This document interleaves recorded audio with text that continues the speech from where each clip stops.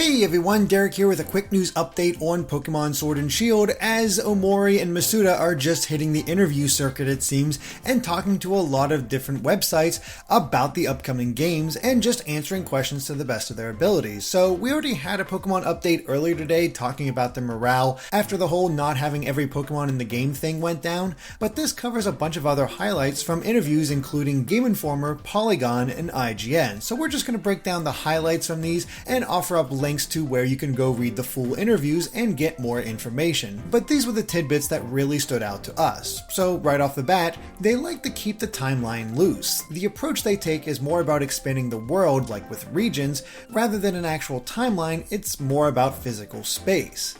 They also talked about the makeup of 1,000 people that helped with Sword and Shield, and the two said that the actual core team from Game Freak that are working on the game are around 200.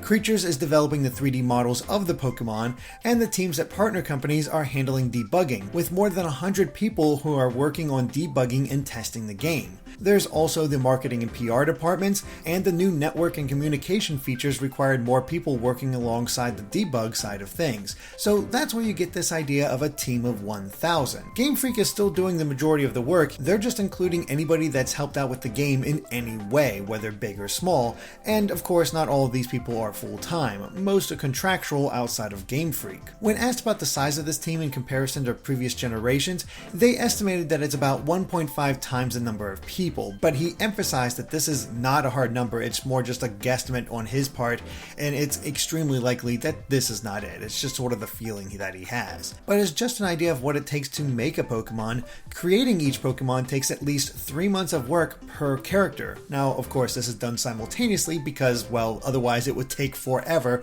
but yeah, each individual Pokemon is about 3 months of work, from the initial drawing to the creation to figuring out its stats to rigging up the model and just getting it all ready. It's a lot of work, and it's no wonder they do them sort of simultaneously, approving them along the way. When asked specifically about Farfetch'd getting an evolution, Ohmori said that it was inspired by seeing how big the leaks are in the UK, so it reminded him of Farfetch'd and made him wonder what the Farfetch'd line would be like in the Galar region. They also talked a little bit about what goes into designing each Pokemon generation. For example, Sun and Moon's Trials were introduced to have a bit of a surprise for longtime fans, since it was the second generation on the 3DS. But for their first entry on the Switch, they decided they wanted to go a little more traditional, hence the return of gyms. And finally, they spoke a little bit about the voice acting, or lack thereof. There's two reasons for this. One is that coordinating 9 different languages that all release on the same day with so much dialogue in the game is something incredibly difficult to do. It's just a monumental task. And this is also why Pokemon don't say their names, because the Pokemon's names are different across regions. Some of them are the same across every region, like Pikachu,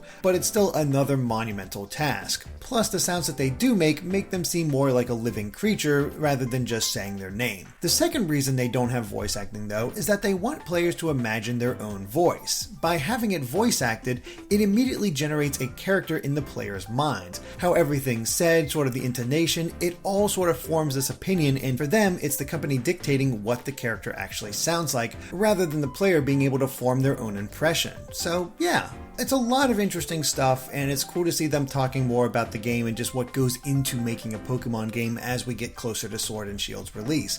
But what do you think about these new details? Let us know in the comments, and of course be sure to subscribe to Game Explain for more on Pokemon and other things gaming as well. Until next time, bye.